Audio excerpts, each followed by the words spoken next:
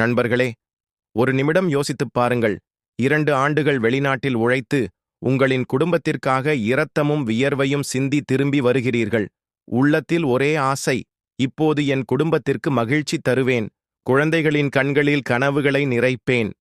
ஆனால் நிலையத்தில் இறங்கியவுடன் உங்கள் உலகமே சிதறிப்போகிறது. ஏனெனில் கூட்டத்தின் நடுவே கையை நீட்டி பிச்சை கேட்கும் அந்த பெண் மீது உங்கள் பார்வை விழுகிறது. அடுத்த நொடியே உணர்கிறீர்கள், அவள் வேறெவளும் இல்லை, உங்களின் சொந்த மனைவி. சிந்தியுங்கள், அந்த வேளையில் இதயம் என்ன ஆகும்? நீங்கள் உங்கள் எல்லாவற்றையும் நம்பிக்கையுடன் கொடுத்த அந்த மனிதரை சமூகம் இந்த நிலைக்கு தள்ளிவிட்டது. உறவினர்கள் ஏமாற்றினர், அண்டைவர்கள் நையாண்டி செய்தனர், தங்களாகவே சோர்ந்தவர்கள் வீட்டிலிருந்து துரத்தியனர். இது ஒரு மனிதனின் கதை மட்டுமல்ல, இது தனது குடும்பத்திற்காக போராடும், ஒருபோதும் தோல்வியை ஏற்காத, அவமானத்தை மரியாதையாக்கும் ஒவ்வொரு மனிதனின் கதையும் கூட. இன்றைய இந்த கதையில் நீங்கள் பார்ப்பீர்கள், ஒரு சாதாரண மனிதன் தகர்ந்து போன தனது வீட்டிலிருந்து எழுந்து முழு கிராமத்தின் முன்னே உண்மையின் கண்ணாடியாக நிற்கிறான். இறுதியில் வறுமை தோல்வியடைகிறது, ஆனால் மரியாதை வெல்லுகிறது. 2 ஆண்டுகள், முழு 2 ஆண்டுகள் அவர் பகலும் இரவும் உழைத்திருந்தார். வெளிநாட்டின் சாலைகளில், வெயிலில் எரிந்த புலங்களில், தொழிற்சாலையின் இயந்திரங்களின் நடுவில் அவரது இரத்தமும் வியர்வையும் சிந்தியிருந்தது. ஒவ்வொரு காலையும் சூரியன் உதிக்கும்போது அவரின் கண்களில் ஒரே கனவு இருந்தது. இந்த உழைப்பு ஒரு நாள் அவரது மனைவியும் குழந்தைகளின் வாழ்க்கையை மாற்றிவிடும்.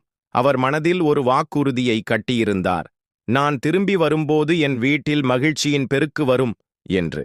அவர் விமானத்திலிருந்து இறங்கிய அந்த நாள் அவரது இதயம் வேறு ஒரு துடிப்புடன் இருந்தது.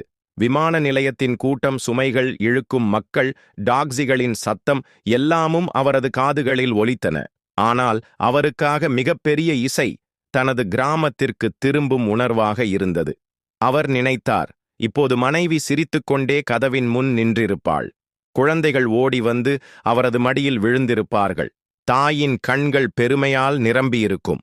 நிலையம் வந்தடைந்த போது கால்களில் சோர்வு இருந்தது, ஆனால் இதயத்தில் நம்பிக்கையின் ஒளி இருந்தது. மேடையில் பெரும் கூட்டம் இருந்தது. மக்கள் கூச்சலிட்டனர், கூலி சுமைகள் இழுத்தனர். தேநீர் விற்பவர்கள் காரம் டீ, மசாலா டீ என்று குரல் கொடுத்தனர். அந்த கூட்டத்தின் நடுவே அவர் பையுடன் சிரித்துக்கொண்டு நடந்தார். இன்னும் சில நிமிடங்களில் வீட்டாரைச் சந்திக்கப் போகிறேன் என்று எண்ணினார். ஆனால் திடீரென்று அவரது பார்வை நின்று போனது. ரயிலின் பெட்டிகளுக்கிடையில் கூட்டத்தை வெட்டிக்கொண்டு ஒரு பெண் வந்தாள். தலைக்கு அழுக்கான சேலை, முகத்தில் சோர்வின் கோடுகள், கண்களில் காலியான வெறுமை.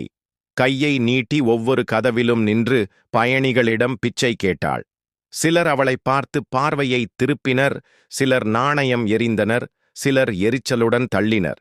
அவரது கண்கள் சில நொடிகள் அவளை நோக்கி நின்றன. உள்ளத்தில் ஒரு விசித்திரமான இழுப்பு. மனம் சொன்னது, முன்னேறு, இது அன்றாட காட்சி. ஆனால் கால்கள் நின்றுவிட்டன.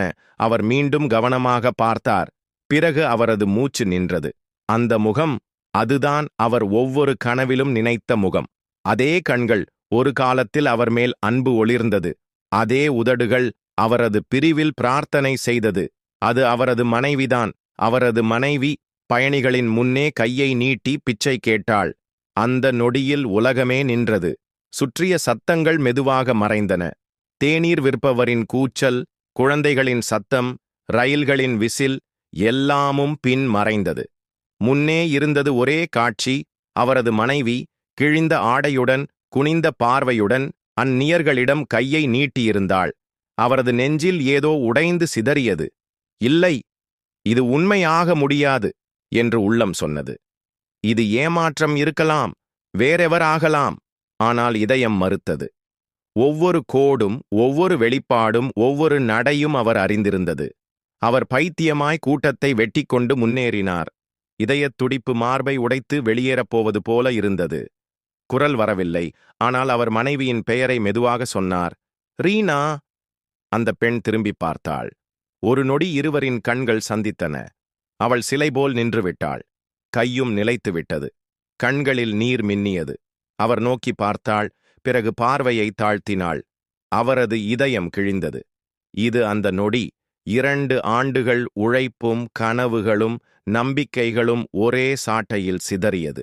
அவர் சம்பாதித்ததெல்லாம், சேமித்ததெல்லாம் பயனற்றது. ஏனெனில் அவர் உழைத்தது யாருக்காகவோ இன்று அவள் இந்த நிலையில் இருந்தாள். நிலையத்தின் கூட்டம் எதையும் உணரவில்லை. யாரோ ஒருவன் ஒருத்தி நேருக்கு நேர் நிற்கின்றனர் என்று மட்டும் பார்த்தனர். ஆனால் அந்தக் கணத்தில் இருவரின் உள்ளத்தில் எத்தனை புயல்கள் வெடித்தன என்பதை யாரும் உணரவில்லை. அவர் மெதுவாக அவளது கையை பிடித்தார். அது குளிர்ந்திருந்தது, உலர்ந்திருந்தது. ஒரு காலத்தில் இருந்த அந்த சுடர்ச்சி எங்கும் இல்லை. இது என்ன நிலைமை? நான் நம்பிக்கையுடன் விட்டுச் சென்றேன். ஆனால் நீ... அவரது குரல் நடுங்கியது. ரீனாவின் கண்களில் நீர் வழிந்தது. உதடுகள் திறந்தன, ஆனால் வார்த்தைகள் வரவில்லை. அவள் அமைதியாக நின்றாள். அவருக்காக அது ஒரு தண்டனை போல இருந்தது. ஆன்மாவை யாரோ கிழித்தது போல. மனதில் 1000 கேள்விகள். என்ன நடந்தது? ஏன் நடந்தது? எப்படி நடந்தது? 2 ஆண்டுகளில் இவ்வளவு எப்படி மாறியது? இதயம் மீண்டும் மீண்டும் சொன்னது இது கனவு. ஆனால் ஒவ்வொரு கண்ணீர் துளியும், ஒவ்வொரு கிழிந்த ஆடையும், ஒவ்வொரு குனிந்த பார்வையும் உண்மையைச் சொன்னது. அவர் அங்கேயே மேடையில் உட்கார்ந்தார். கூட்டம் ஓடியது, ரயில்கள் புறப்பட்டன, மக்கள் சத்தமிட்டனர். ஆனால் அவருக்காக எல்லாமும் நின்றது. அவர் ரீனாவை நோக்கி மனதில் சத்தியம் செய்தார். இப்போது எதுவானாலும் உண்மையை அறிந்து தீருவேன்.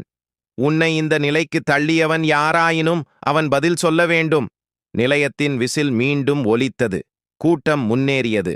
ஆனால் அந்த மனிதனின் வாழ்க்கை அந்த நொடியிலேயே மாறிவிட்டது.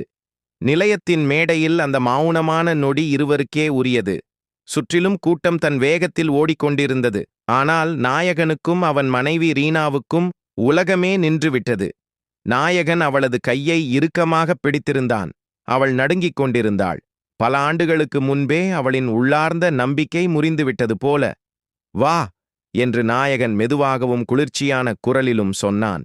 ரீனா பார்வையை தாழ்த்திக் கொண்டாள். அவளது முகம் வெட்கத்தாலும் பயத்தாலும் மூடப்பட்டது. சொல்ல விரும்பினாள், ஆனால் குரல் தொண்டையில் சிக்கியது. மெதுவாக இருவரும் நிலையத்திலிருந்து வெளியே வந்தனர். ஆட்டோவர்கள் கூவினர், எங்கே போகணும் ஐயா? ஆனால் நாயகன் யாரையும் பார்க்கவே இல்லை. அவளை அணுகி நிலையத்தின் வெளியே இருந்த ஒரு வெறுமையான சுவரின் பக்கத்தில் அழைத்துச் சென்றான். இப்போ சொல், அவன் கடுகிய குரலில் சொன்னான். இது எப்படி நடந்தது? உன்னை இப்படிச் சூழலில் நான் நினைத்ததே இல்லை. ரீனாவின் உதடுகள் நடுங்கின. கண்ணீர் கன்னத்தில் வழிந்தது.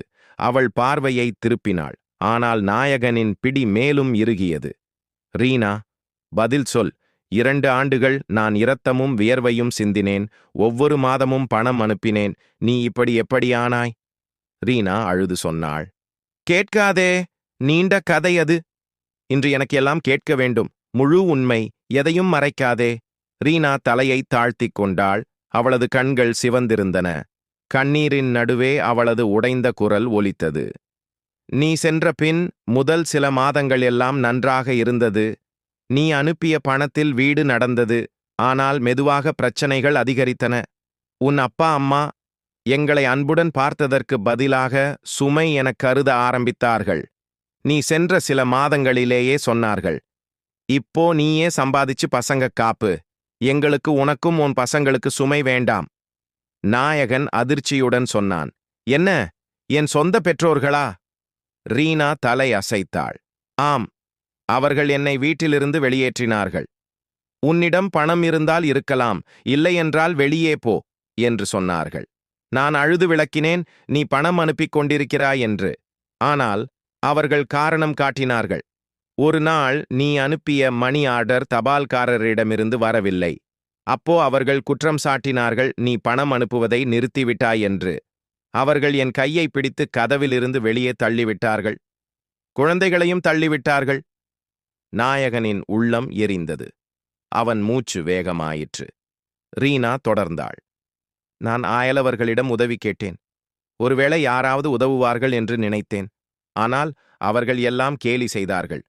கணவன் வெளிநாடு போயிருக்கிறான், பணம் அனுப்பவில்லை என்று கதை கட்டுகிறாள் என்று சொன்னார்கள். பெண்கள் விரல் சுட்டினார்கள். யாரோ நான் பொய் பேசுகிறேன் என்றார்கள். யாரோ நான் கெட்டவள் என்றார்கள். பிள்ளைகளின் முன்னே என்னை இகழ்ந்தார்கள். நீ நினைத்துப் பாரு, அந்த நிலையில் நான் எங்கு செல்வது? ரீனாவின் தொண்டு நெருடியது. அவள் சிறிது நேரம் அமைதியாக இருந்தாள். பின்னர் சொன்னாள், நான் உறவினர்களின் கதவை தட்டினேன். உன் சித்தப்பா, உன் மாமா, எல்லாரிடமும் சென்றேன். சில நாளைக்கு மட்டும் தாங்குங்கள், அடுத்த பணம் வரும் வரை என்று கையை கூப்பிட்டேன். ஆனால் எல்லோரும் முகம் திருப்பினார்கள். யாரோ சொன்னார்கள், அவன் வெளிநாடு போயிருக்கிறான், அவனே பார்த்து கொள்ளட்டும். யாரோ சொன்னார்கள், எங்களுக்கு எங்கள் பிள்ளைகள் இருக்கிறார்கள், உன்னை ஏன் பார்ப்போம்? அதில் மோசமானது என்னவென்றால், நீ அனுப்பிய பணத்தையும் உறவினர்கள் தட்டிச் சாப்பிட்டார்கள். நாயகன் அதிர்ச்சியுடன், என்ன அர்த்தம்? ரீனா கண்ணீரை துடைத்தாள். நீ மணி ஆர்டர் அனுப்பின போது அவர்கள் தபால்காரருடன் சேர்ந்து பணத்தை எடுத்தார்கள். எனக்கு பணம் வரவில்லை என்று சொன்னார்கள். நான் பசித்துக் கொண்டிருந்தேன். ஆனால் அவர்கள் உன் இரத்தமும் வியர்வையும் சாப்பிட்டார்கள். நாயகன் கோபத்தில் சுவரில் கையால் அடித்தான். அயோக்கியர்கள்! என் பிள்ளைகளின் உணவையும் பறித்தார்களா? ரீனா அழுதபடி சொன்னாள். ஆம், நான் ஆரம்பத்தில் எதிர்த்தேன். ஆனால் எனக்கு ஆதாரம் இல்லை. பிள்ளைகளின் பசி முன்னே வந்தபோது என்னால் கட்டாயம் பிச்சை எடுக்க வேண்டியது. 2-3 நாட்களுக்கு மட்டும் இருக்கும், பிறகு வழி வரும் என்று நினைத்தேன். ஆனால் மெதுவாக அதுதான் என் உலகமாகிவிட்டது. மக்கள் கேலி செய்தார்கள். பார், வெளிநாடு போனவன் மனைவியை பிச்சை எடுக்க வைத்தான். ஆனால் எனக்கு வேறு வழி இல்லை. ஒவ்வொரு இரவும் பிள்ளைகளை பசித்தபடி படுக்க வைத்தது எனக்கு மரணத்தை விட மோசமாக இருந்தது. நாயகனின் கண்கள் ஈரமாகின. அவன் ரீனாவின் கையை பிடித்தான். இதையெல்லாம் நீ ஒருத்தி தாங்கினாய். ஆனால் நான் அங்கே உழைத்துக் கொண்டிருந்தேன். இங்கே எல்லாம் நன்றாக இருக்கும் என்று நினைத்தேன். ரீனா மெதுவாக சொன்னாள். நான் உனக்கு சொல்ல விரும்பினேன். ஆனால் எப்படி? யாரோ தபாலை தடுத்தார்கள், யாரோ கடிதத்தை இழந்தார்கள். சில சமயம் எழுத வாய்ப்பு கிடைத்தாலும் பிள்ளைகளுக்காக ஒரு சின்ன கடிதம் எழுதினேன். அதில் பொய்யான சிரிப்பு, எல்லாம் நன்றாக இருக்கிறது என்று. ஏனெனில் உன்னை உடைக்க விரும்பவில்லை. நீ அங்கே உழைத்துக் கொண்டிருந்தாய், நான் இங்கே உடைந்து கொண்டிருந்தேன். அவளது குரல் இப்போது கிசுகிசுப்பாயிற்று. ஒவ்வொரு இரவும் நான் நினைத்தேன், நாளை காலை ஒரு அதிசயம் நடக்கும் என்று. ஆனால் காலை வந்தது. அதே பசி, அதே இகழ்ச்சி, அதே கேலி. நாயகன் அங்கேயே நின்றான். அவன் கண்களில் கண்ணீர் வழிந்தது. தனது இரத்தத்தில் வளர்த்தவர்களே அவனது மனைவியையும் பிள்ளைகளையும் சாலையில் தள்ளிவிட்டார்கள் என்று அவன் கற்பனை கூட செய்யவில்லை. ரீனா பிள்ளைகளின் குறித்துச் சொன்னாள். உன் மகன் பலமுறை பசியால் வாடி என்னிடம் கேட்டான். அம்மா, அப்பா ஏன் பணம் அனுப்பவில்லை? நான் அமைதியாக இருந்தேன். என்ன பதில் சொல்வேன்? மகள் அழுது அழுது தூங்கிவிட்டாள். நீ திரும்புவதற்கு முன் நான் கையை நீட்டுவேன் என்று நான் நினைத்ததே இல்லை. இதை கேட்டு நாயகனின் பெருமை, தன்னம்பிக்கை எல்லாம் சிதறிப்போனது. அவன் இரு கைகளாலும் தலையை பிடித்தான். ஓ கடவுளே, நான் என் வாழ்க்கையை இவர்கள் கையில் விட்டுவிட்டேன். என் ரீனா பிச்சை எடுத்துக் கொண்டிருந்தாளா? சில நொடிகள் இருவரும் அமைதியாக இருந்தனர். காற்றில் அவர்களின் மூச்சின் சத்தமே இருந்தது. பிறகு நாயகன் உறுதியான குரலில் சொன்னான். போதும், இனிமேல் இல்லை. உன்னை இந்த நிலைக்கு தள்ளியவர்கள் எல்லாம் தங்கள் பாவத்திற்கு பதில் சொல்ல வேண்டும். நீ எவ்வளவு தாங்கினாயோ அவர்கள் அதைவிட தாங்குவார்கள். ரீனா அவன் கண்களில் பார்த்தாள். அதில் முதல் முறையாக நம்பிக்கையின் ஒளி தெரிந்தது. நாயகன் அவளது கையை பிடித்துக் கொண்டு சொன்னான். ரீனா, நான் சத்தியம் செய்கிறேன். இனி நான் கணவன் மட்டும் அல்ல, தந்தை மட்டும் அல்ல, உன் மரியாதைக்கான காவலன் ஆகிறேன். உன்னை வெளியேற்றிய அந்த வீட்டிலேயே உன்னை தலையுயர்த்தி அழைத்துச் செல்வேன். உன் பிள்ளைகளின் உணவை விழுங்கிய அந்த உறவினர்களின் வயிற்றிலிருந்து ஒவ்வொரு மூலையும் நான் கிழித்தெடுப்பேன். அவனது குரலில் இப்போது கோபமில்லை, ஆனால் உறுதி இருந்தது. ரீனா அழுதாள். ஆனால் இந்த முறை அவள் கண்ணீர் பலவீனத்தின் அறிகுறி இல்லை. இது நிம்மதியின் கண்ணீர். பல ஆண்டுகளுக்குப் பிறகு யாரோ அவளது வேதனையை உணர்ந்தார்கள். நிலையத்தின் அலைச்சல் பின் தள்ளப்பட்டது. ஆனால் இந்த உரையாடல் இருவரின் உள்ளத்தில் ஒரு தீயை ஏற்றியது. இனி அது நீதி பெறும் வரை அணையாது. நிலையத்திலிருந்து வெளியே வந்தபின் நாயகனின் மனம் அமைதியாக இல்லை. வெளியில் அவர் அமைதியாக இருந்தார், ஆனால் உள்ளத்தில் தீ எரிந்து கொண்டிருந்தது. ரீனா அவரின் பக்கத்தில் அமைதியாக நடந்தாள். அவள் இன்னும் தலையை தாழ்த்தியே இருந்தாள்.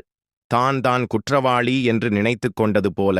ஆனால் நாயகனின் முகம் இப்போது கடினமாக மாறியது. இன்றுதான் தனது மனைவியையும் பிள்ளைகளையும் இந்த நிலைக்கு தள்ளிய அனைவரையும் நேருக்கு நேர் சந்திக்கப் போவதாக அவர் உறுதி செய்திருந்தார்.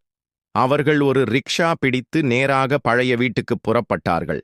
அந்த வீடுதான் நாயகன் சிறுவயதை கழித்தது. அங்கிருந்தே ரீனாவை வெளியே தள்ளியிருந்தார்கள். வழியெங்கும் நாயகன் ஒரு வார்த்தையும் சொல்லவில்லை. ரீனா மெதுவாக அழுது கொண்டே வந்தாள். வீதி வந்தவுடன் மக்கள் அவர்களை நோக்கினர். சில முகங்களில் கேலியும் சில முகங்களில் ஆர்வமும் இருந்தது. யாரோ மெதுவாக சொன்னார்கள், அட, வெளிநாடு போனவன் திரும்பி வந்திருக்கான். பாரு, மனைவியையும் கூட்டிக் கொண்டு வந்திருக்கான். நாயகன் அவற்றில் கவனம் செலுத்தவில்லை. நேராக தனது வீட்டின் கதவை தட்டிவிட்டார். கதவு திறந்தது. முன்னால் அவன் தம்பி நின்றிருந்தான். முகத்தில் அகங்காரம், கண்களில் அலட்சியம். அட, பெரியண்ணா வந்துட்டாரே, 2 வருடத்துக்குப் பிறகு கிராமம் ஞாபகம் வந்ததா? அவன் கேலி செய்தான். நாயகன் உடனே கேட்டான், அம்மா எங்கே, அப்பா எங்கே? தம்பி சிரித்துக்கொண்டு, ஏன் இப்போதான் குடும்பம் ஞாபகம் வந்ததா? நீ வெளிநாட்டில் சுகமாக இருந்தபோது உன் மனைவி எங்கே, பிள்ளைகள் எங்கேன்னு எங்களுக்கு தெரியாது. நாயகனின் இரத்தம் கொதித்தது. அவன் நேராக வீட்டுக்குள் நுழைந்தான். உள்ளே அம்மா மஞ்சத்தில் அமர்ந்திருந்தாள். அப்பா கதவுக்கு பக்கத்தில் கட்டிலில் படுத்திருந்தார். இருவரும் பார்வையை திருப்பினார்கள். அவரது வருகையால் எதுவும் மாறவில்லை என்றபடி, அம்மா, அப்பா. நாயகனின் குரல் கனமாக இருந்தது. இது எல்லாம் என்ன? என் மனைவியையும் பிள்ளைகளையும் ஏன் வீட்டிலிருந்து வெளியே தள்ளினீர்கள்? அப்பா மெதுவாக எழுந்து சொன்னார், உன் பெண் எங்களுக்கு சுமையாக இருந்தாள். அவளை நாங்கள் ஏன் பார்ப்பது? நீ வெளிநாடு போய் பணம் சம்பாதித்தாய். எங்களுக்கு என்ன கிடைத்தது? பலமுறை பணம் வந்ததே இல்லை. நீ எங்களை விட்டுவிட்டாய் என்று நினைத்தோம். போய், நாயகன் கர்ஜித்தான். ஒவ்வொரு மாதமும் நான் உழைத்து பணம் அனுப்பினேன். ஆனால் அந்த பணம் எங்கே போனது? தம்பி சிரித்தான். அட, பணம் வந்திருந்தாலும் தபாலில்தான் தொலைந்திருக்கும். அதுக்கு நாங்க என்ன செய்யணும்? நாயகன் கோபத்தால் சொன்னான். பொய் பேசாதே. யார் தபால்காரருடன் சேர்ந்து என் பணத்தை பறித்தார்கள் எனக்கு தெரியும். என் மனைவியும் பிள்ளைகளும் பசித்துக் கிடந்தார்கள். ஆனால் நீங்களெல்லாம் என் இரத்த வியர்வையால் உங்க வீட்டின் அடுப்பை ஏற்றினீர்கள். உங்களுக்கு வெட்கம் கூட இல்லையா? அறையில் அமைதி நிலவியது. அயல் வீட்டார் சிலர் வெளியே நின்று காட்சியை பார்த்தனர். ரீனா பின்னால் நின்றிருந்தாள். தலையை தாழ்த்தியிருந்தாள். ஆனால் இப்போது நாயகனின் வார்த்தைகள் அவளுக்கு கவசமாக ஆனது. அம்மா, நாயகன் நடுங்கும் குரலில் சொன்னான், உங்களுக்கு என் ரீனாவை பற்றி சிறிதளவும் நம்பிக்கை இல்லையா? அவளை உங்க வீட்டிலிருந்து வெளியேற்றினீர்கள். இதுதான் அந்த ரீனா, என் இல்லாமையில் முழு வீட்டையும் கவனித்தவள். ஆனால் இன்று அவளை சாலையில் தள்ளினீர்கள். அம்மா அமைதியாக இருந்தாள். முகத்தில் குற்ற உணர்வு தெரிந்தது. ஆனால் வாய் திறக்கவில்லை. நாயகன் ஒவ்வொருவரையும் கடுமையாக நோக்கினான். இன்று நான் உங்களுக்கு சொல்லிக் கொள்கிறேன். உங்களுக்கு நான் வெளிநாட்டில் மறந்துவிட்டதாகத் தோன்றியிருந்தால் கேளுங்கள். நான் திரும்பி வந்திருக்கிறேன். இனி நான் ரீனாவின் அவமதிப்பை சகிக்க மாட்டேன். யார் அவளை நிராகரித்தார்களோ, யார் அவளது உரிமையை பறித்தார்களோ, அவர்கள் அதை திருப்பித் தர வேண்டும். அயலவர்கள் மெதுவாக முணுமுணுத்தனர். உண்மையிலேயே ரீனாவுடன் மிகவும் மோசமாக நடந்து கொண்டார்கள். நாங்கள் தெரிந்தோம், ஆனால் சொல்லத் துணிவில்லையே. நாயகன் அவர்களை நோக்கி கடுமையாகச் சொன்னான், ஆம், நீங்களும் குற்றவாளிகள். என் மனைவி பசியால் தவித்த போது நீங்கள் கேலி செய்தீர்கள். அவள் பிச்சை எடுத்த போது நீங்கள் பார்த்து ரசித்தீர்கள். யாரும் ஒருமுறை கூட உதவ முன் வரவில்லை. நினைவில் கொள்ளுங்கள், அமைதியும் பாவம்தான். ரீனாவின் கண்களில் நீர் வழிந்தது. அவளுக்கு ஒருபோதும் தோன்றவில்லை தன் கணவன் இப்படி தன்னை வீகாய நிற்பான் என்று. நாயகன் கையை உயர்த்தி சொன்னான், இன்று முதல் இந்த கிராமத்தில் என் குடும்பம் தலையணைத்து அல்ல, பெருமையுடன் நடக்கும். இனி என் மனைவியின் மரியாதை என் மரியாதையை விட மேலானது. யாராவது அவளை தாழ்த்த முயன்றால் அவர்கள் என்னை எதிர்கொள்ள வேண்டும். அவனது குரல் இவ்வளவு உறுதியானதாக இருந்தது. சுற்றியிருந்தவர்கள் அமைதியாகிவிட்டார்கள். யாருக்கும் அவனது கண்களில் நேராக பார்ப்பதற்கு துணிவில்லை. அப்பா மெதுவாகச் சொன்னார், மகனே, தவறு நடந்துவிட்டது. நாயகன் அவர்களை நடுவில் நிறுத்தி சொன்னான், இனி மன்னிப்பால் வேலை ஆகாது. இப்போது கணக்கு வேண்டும். என்னுடையது எனக்கு திரும்ப வேண்டும். என் மனைவியின் உரிமை அவளுக்கு கிடைக்க வேண்டும். கிராமத்தின் சபையில் இந்தச் செய்தி தீ போல பரவியது. 2 ஆண்டுகளுக்குப் பிறகு வந்த இந்த மனிதன் எல்லோருக்கும் கண்ணாடி காட்டிவிட்டான் என்று மக்கள் பேசிக்கொண்டனர். ஆனால் நாயகனுக்கு இது தொடக்கம் மட்டுமே. அவனது மனதில் ஒரே தீர்மானம் இருந்தது. இனி அவன் வீட்டை மட்டும் திரும்பப் பெறமாட்டான். ஒவ்வொரு ஏமாற்றிய உறவினரையும், ஒவ்வொரு கருணையற்ற அயலவரையும் அவர்களது பாவத்தை உணரச் செய்வான். ரீனா அவனது பக்கத்தில் நின்றாள். அவளது முகத்தில் முதல் முறையாக ஒரு சிரிப்பு தோன்றியது. அது நம்பிக்கையின் சிரிப்பு. இப்போது அவன் உண்மையிலேயே தன் நலனுக்காக போராடுகிறான் என்பதை உணர்ந்தாள். நாயகன் அவளது கையை இறுக்கமாக பிடித்து மனத்தில் சத்தியம் செய்தான். இந்த போராட்டம் முடியும் வரை நான் பின்வாங்க மாட்டேன். அந்த நாளுக்குப் பிறகு கிராமச் சபையில் நிலைமையே மாறிவிட்டது. மக்கள் மெதுவாக பேசிக் கொண்டிருந்தனர். யாரோ சொன்னார்கள், நாயகனின் கோபம் நியாயம். யாரோ கிண்டலாகச் சொன்னார்கள், பார், இன்னும் சில நாட்களில் எல்லாம் அடங்கிவிடும். ஆனால் நாயகனின் முகத்தில் இருந்த அந்த தீர்மானம், இது இனி வீட்டுக்குள் மட்டுமல்ல, முழு சமூகத்துக்கே கண்ணாடியாக இருக்கும் என்று தெளிவாகச் சொன்னது. அந்த இரவு நாயகன் ரீனாவையும் பிள்ளைகளையும் தன்னுடன் ஒரு சிறிய வாடகை வீட்டில் வைத்தான். தனது பெட்டியைத் திறந்து பல ஆண்டுகள் உழைப்பில் சேமித்திருந்த பணத்தை எண்ணினான். நாணயங்களும் நோட்டுகளும் அவனது வியர்வையின் சாட்சி. ரீனாவை நோக்கி அவன் சொன்னான், இது எல்லாம் உனக்கும் பிள்ளைகளுக்கும். இனி யாரிடமும் கையை நீட்ட வேண்டியதில்லை. இந்த வீடு இப்போது உன்னுடையது, உன் மரியாதை. இது துவக்கம்தான், இன்னும் பெரியதை நான் செய்வேன். ரீனாவின் கண்கள் ஈரமாகின. எதையும் சொல்ல முடியவில்லை. அவள் கண்ணீரைத் துடைத்து கணவனின் கையை பிடித்தாள். அடுத்த நாள் காலை நாயகன் முதலில் உறவினர்களிடமிருந்து கணக்கு கேட்க முடிவு செய்தான். அவன் நேராக சித்தப்பாவின் வீட்டிற்கு சென்றான்.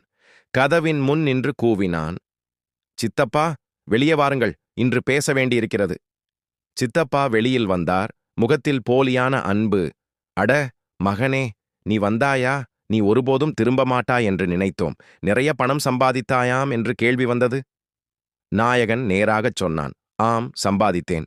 அனுப்பியும் வைத்தேன். ஆனால் அந்த பணம் என் மனைவியிடம் ஏன் போகவில்லை? யார் பறித்தார்கள்? சித்தப்பா சிரித்தபடி, என்ன சொல்றே மகனே, எங்களுக்கு என்ன தெரியும்? ஒருவேளை தபாலில் தொலைந்திருக்கலாம். நாயகன் கையிலிருந்து ரசீதுகளை எடுத்துக் காட்டினான். ஒவ்வொரு மன்னி ஆர்டரின் சான்றும். இதை பார், ஒவ்வொரு மாதமும் பணம் அனுப்பினேன். தபால்காரன் சாட்சி சொல்வான். அந்த பணம் உன் கையில்தான் கொடுக்கப்பட்டது. இப்போ உண்மையைச் சொல். சுற்றிலும் மக்கள் திரண்டனர். சித்தப்பாவின் முகம் வெண்மையாயிற்று. சுற்றி நோக்கி, மகனே, கட்டாயம் இருந்தது, வீட்டுச் செலவு என்று சொன்னார். அமைதி! நாயகன் கர்ஜித்தான். கட்டாயம் இருந்தால் உழை. என் பிள்ளைகளின் பசியை பறிக்கும் உரிமை யாரு கொடுத்தது? அவனது குரல் அதிர்ச்சியளித்தது. அங்கிருந்தவர்கள் திகைத்தனர். சிலர் கைதட்டினர். அந்த நேரமே நாயகன் பஞ்சாயத்தை அழைத்தான். சபையில் அனைவரையும் சேர்த்தார். அங்கே சான்றுகளை வைத்தான். தபால்காரனை அழைத்தான். தபால்காரன் நேராகச் சொன்னான், ஆம், பணம் நான் இவரது சித்தப்பாவுக்குத்தான் கொடுத்தேன். அவர்களே சொன்னார்கள், மருமகளிடம் கொடுக்க வேண்டாம் என்று. முழு கிராமமும் மௌனமாயிற்று. பஞ்சாயத்து சித்தப்பாவை குற்றவாளியாக நிறுத்தியது. தீர்ப்பு, எத்தனை ரூபாய் பறித்தார்களோ அதை திருப்பித் தர வேண்டும். முழு கிராமத்தின் முன்னே மன்னிப்பு கேட்க வேண்டும். நாயகன் ரீனாவை நோக்கினான். அவளது கண்களில் முதல் முறையாக பெருமை தெரிந்தது. ஆனால் நாயகன் அங்கேயே நின்றுவிடவில்லை. அவன் அயல்வாசிகளையும் சந்தித்தான். என் மனைவி பசித்துக் கொண்டிருந்த போது நீங்கள் கேலி செய்தீர்கள். அவள் பிச்சை எடுத்தபோது நீங்கள் பார்த்து கொண்டீர்கள். இனிமேல் அந்த பெண் உங்களுக்கு சுமை என்று தோன்றினால் நினைவில் கொள்ளுங்கள். நாளை உங்கள் மகள்களுக்கு அவள் ஆதரவாக இருப்பாள். இப்போ சொல்லிக் கொள்கிறேன், இந்த கிராமத்தில் இனி யாரும் பிச்சை எடுக்க மாட்டார்கள். யாருக்கு பசிக்கிறது? நான் தருவேன். ஆனால் யாரும் அவமானப்பட மாட்டார்கள். கிராமப் பெண்கள் உணர்ச்சியோடு அழுதார்கள். ஒரு மூதாட்டி முன்வந்து சொன்னாள், மகனே, நீ உண்மை சொன்னாய். நாங்கள் தவறிட்டோம், அமைதியாக இருந்தோம். நாயகன் சொன்னான், தவறை ஒப்புக்கொள்வதே சீர்திருத்தத்தின் தொடக்கம். இனிமேல் இந்த தவறு செய்யாதீர்கள். மெதுவாக அவனது குரல் கிராமத்தில் முழங்கியது. இப்போது மக்கள் அவனை ஒரு வெளிநாடு போய் வந்த கூலி என்று அல்ல, தங்கள் சமூகத்தின் தலைவன் என்று பார்த்தனர். பிறகு நாயகன் மிகப்பெரிய முடிவு செய்தான். மீதமிருந்த பணத்தில் கிராமத்தில் ஒரு சிறிய பள்ளி தொடங்குவதாக அறிவித்தான். இந்த பள்ளி என் ரீனாவின் பேரில் இருக்கும். குழந்தைகள் படிக்கட்டும். இனி ஒரு குழந்தையும் பசியாலும் அவமானத்தாலும் வாடக்கூடாது. இதை கேட்ட மக்கள் அவனுடன் சேர்ந்தனர். யாரோ நிலம் தானமாக கொடுத்தார்கள், யாரோ உழைப்பு வாக்குறுதி அளித்தார்கள். மெதுவாக கிராமத்தில் ஒரு புதிய தொடக்கமானது. நாயகன் தனது மனைவியையும் பிள்ளைகளையும் மீண்டும் மரியாதையின் குடையின் கீழ் நிறுத்தினான். ரீனா இப்போது சாலையில் கையை நீட்டிய பெண் இல்லை. பள்ளியை கவனித்துக் கொண்டாள், குழந்தைகளுக்கு ஊக்கமளித்தாள். ஒரு நாள் அதே மக்கள் பஞ்சாயத்தில் வந்து கைகளை கூப்பி, அண்ணா, எங்களை மன்னிச்சிடு, நாங்கள் மிகவும் தவறிட்டோம் என்று சொன்னார்கள். நாயகன் அமைதியாகச் சொன்னான், மன்னிப்பு வேண்டாம், இனிமேல் வேறு எந்த பெண்ணையும் அவமதிக்காதீர்கள், அதுதான் எனக்கு போதும். சபையில் கைத்தட்டல்கள் முழங்கின. ரீனாவின் கண்களில் நீர் இருந்தது. ஆனால் இம்முறை அது வலியின் கண்ணீர் அல்ல, பெருமையும் நிம்மதியும்தான். அவள் கணவனை நோக்கி பார்த்தாள். நாயகன் அவளை நோக்கிச் சிரித்தான். அந்தச் சிரிப்பு அனைத்தையும் சொன்னது. இது வெற்றி ஒருவருடையது மட்டுமல்ல, மரியாதையின் வெற்றிதான். இனி உன் பெயர் பிச்சையோடு இணையாது. உன் பெயர் மரியாதையுடனும் கல்வியுடனும் இணையுமே. அந்த நாள் சூரியன் மறையும் சிவப்பில் அவர்கள் முகங்கள் பிரகாசித்தன. குழந்தைகளின் சிரிப்பு, பள்ளியின் கலகலப்பு, கிராம மக்களின் புதிய சிந்தனை அனைத்தும் இணைந்து ஒரு புதிய காலை வருவதாகச் சொன்னது. கதை முடிந்தது அங்கேதான், அழுகையோடும் சிரிப்போடும், வலியோடும், ஆனால் அதைவிட பெரிய மரியாதையோடும். இப்போது நாயகனின் கண்களில் இருந்தது ஒரே அமைதி. அவன் தனது குடும்பத்தை மட்டுமல்ல, முழு கிராமத்தின் விதியையே மாற்றிவிட்டான்.